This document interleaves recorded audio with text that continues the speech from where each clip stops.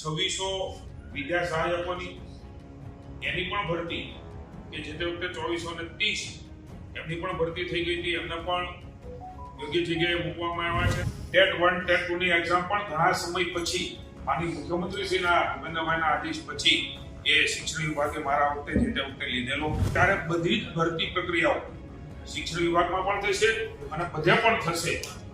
એક શિક્ષક વાળી શાળાનો જવાબ પણ માનનીય મિત્રએ કરી છે, ત્યારે આપણે કહ્યું એ પણ વાત છે ને સાથે સાથે ટેટ 1 ને ટેટ 2 એક્ઝામની પણ વાત એ કોંગ્રેસી મિત્રો દ્વારા થઈ છે. ત્યારે ટેટ 1 ટેટ 2 મારા નામથી જ્યારે વાત કરી છે ત્યારે આપ સૌને હું જણાવું છું કે ટેટ 1 અને ટેટ 2 ની એક્ઝામ એ મેં જે સમયપત્રક માનનીય મુખ્યમંત્રીશ્રીના માર્ગદર્શન નીચે મારી પાસે જવાબદારી હતી ત્યારે શિક્ષણ મંત્રીની એ મુજબ પરીક્ષાઓ પણ લેવાઈ ચૂકી છે.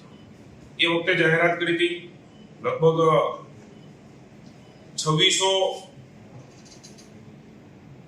વિદ્યા સહાયકોની એની પણ ભરતી કે જે તે વખતે 2430 એમની પણ ભરતી થઈ ગઈ હતી, એમને પણ યોગ્ય જગ્યાએ મૂકવામાં આવ્યા છે. અને સાથે સાથે ટેટ 1 2 ની એક્ઝામ પછી એ 2750 ની ભરતી થશે. આવી વાત એ જે તે વખતે મેં કરેલી. મને આનંદ છે કે પહેલા ફેઝની ભરતી થઈ ગઈ છે.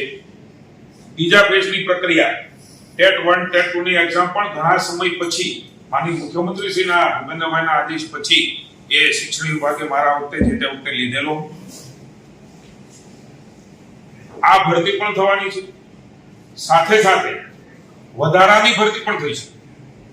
એમના માટે ભૂપેન્દ્રભાઈ માનનીય મુખ્યમંત્રી છે ને શિક્ષણ મંત્રી છે એ તૈયારી કરી છે. આપ સૌ જાણો છો કે ભરતી પ્રક્રિયાના નીતિ વિષયક નિર્ણય એ પણ લેવો જરૂરી છે. કેટલીક વાર અરજીઓ ખૂબ આવે અને યોગ્ય મેરિટ વાળા એ ભરતીમાં ન મળે તો પણ પ્રશ્ન આવે. એટલે આવા અનેક પ્રશ્નો આપે પણ એમને વાચા આપી છે. એમાંથી જ નીતિ નવી બની રહી છે. એ નીતિ બન્યાથી તુરત જ માત્ર 2700 નહીં, વધારાની ભરતી પણ એ ટેટ 1 ટેટ 2 ની એક્ઝામ જે લીધી છે એ વિદ્યાર્થીઓની છે, જેનાથી ખૂબ મોટી ભરતી પણ ન દેખાય. જરૂર હોય એ જ મેરિટ વાળા અને તમામ વિભાગમાં, ન માત્ર શિક્ષણ વિભાગ, રાજ્ય સરકાર એ તમામ વિભાગમાં નીતિ વિષયક નિર્ણય એ લેવા જઈ રહી છે.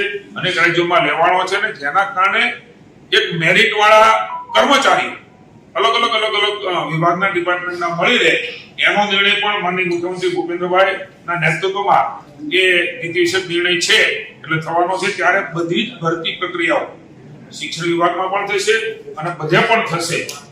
એક શિક્ષક વાળી શાળાનો જવાબ પણ માનનીય મંત્રી છે